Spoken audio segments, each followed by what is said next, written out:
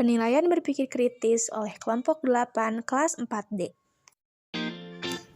Halo, aku Delia Oktavia dengan NIM 2004327 dan absen 22. Halo, aku Dika Esa Putra dengan nomor induk mahasiswa 2006538 dan nomor absen 29. Hai, perkenalkan aku Alia Putri Riyadi dengan NIM 2004234 nomor absen 19.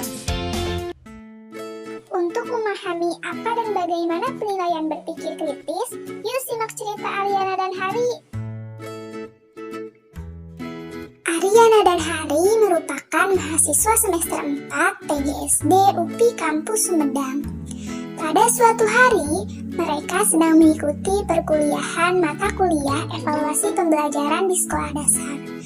Tiba-tiba, di akhir perkuliahan, dosen mata kuliah tersebut memberikan penugasan bahwa mereka harus melakukan observasi ke sekolah dasar mengenai pemahaman guru terkait penilaian berpikir kritis. Tugas tersebut harus dilakukan secara berkelompok. Anggotanya minimal 2 orang. Hari-hari kita sekelompok yuk. Ayo banget, terus kapan nih kita observasinya? Gimana kalau besok ke SD dekat rumah aku saja? Boleh tuh, SD apa sih namanya? Itu loh SD Bojong Kenyot. Oh ya udah ayo, kita janjian di mana nih? Di warung Bu Nolis aja ya jam 7, oke? Oke, siap. Setelah itu, mereka berdua sepakat untuk menjadi partner satu kelompok. Keesokan harinya, karena mereka sudah setuju dan sudah membuat janji dengan Pak Jemin, salah satu guru di SD Bojong Kenyot, akhirnya mereka pergi melakukan observasi ke SD tersebut untuk menemui Pak Jemin. Assalamualaikum Pak Jemin, perkenalkan saya Ariana dan ini teman saya Hari.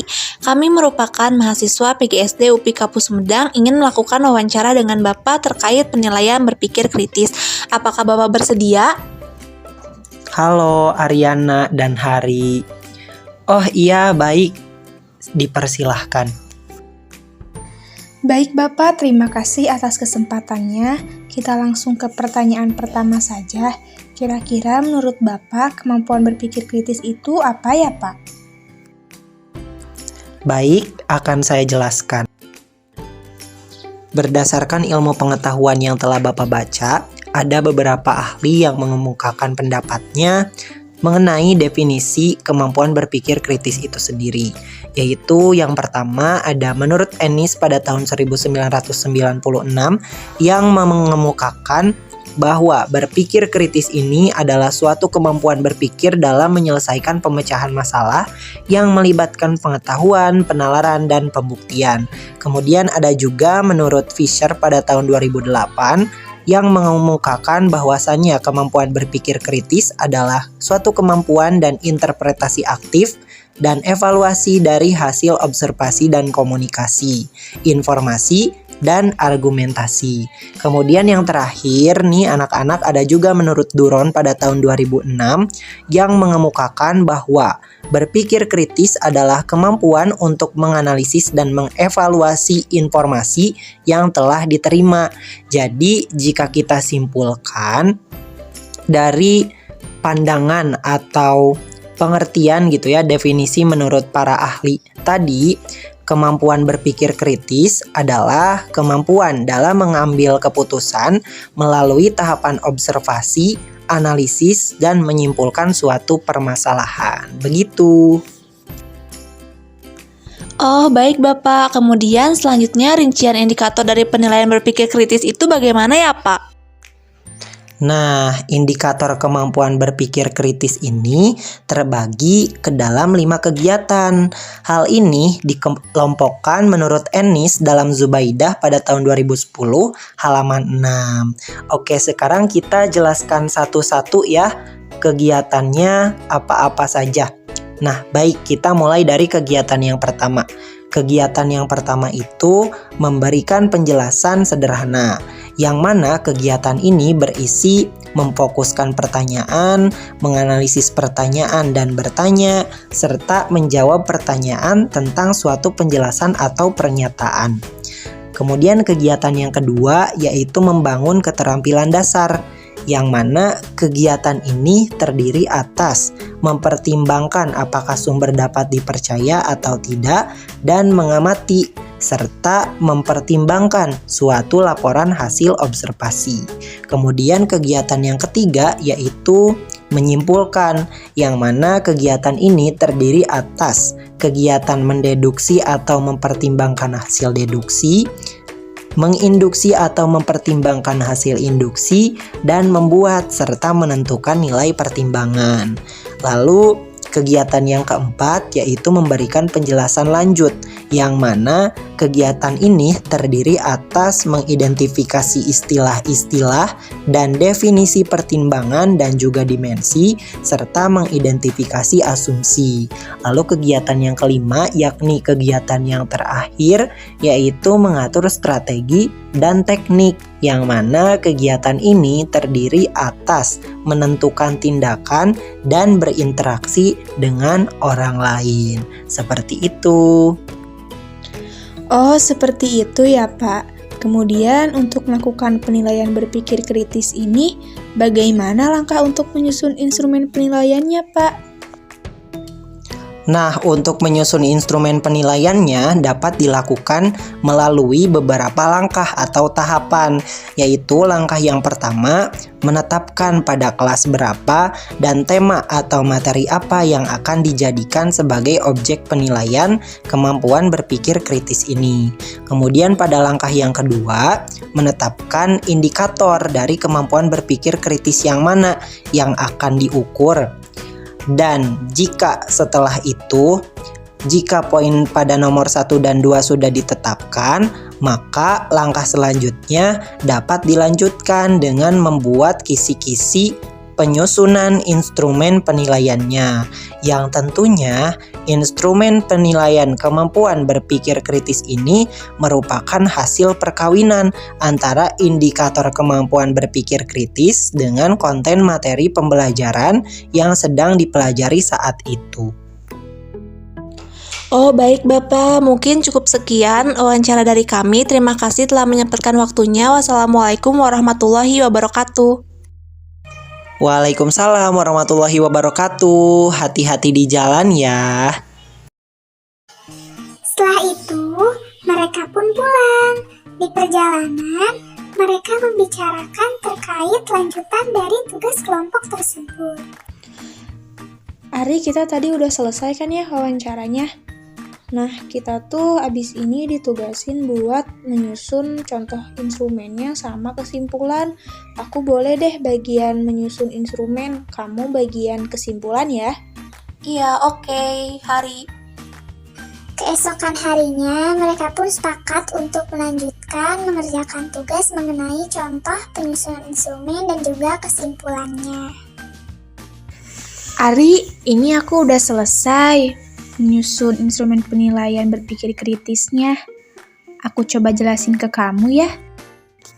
Nah, langkah pertama itu kan kita harus menetapkan dulu pada kelas berapa dan materi atau tema apa yang akan dijadikan objek penilaian sebagai penilaian kemampuan berpikir kritis ini.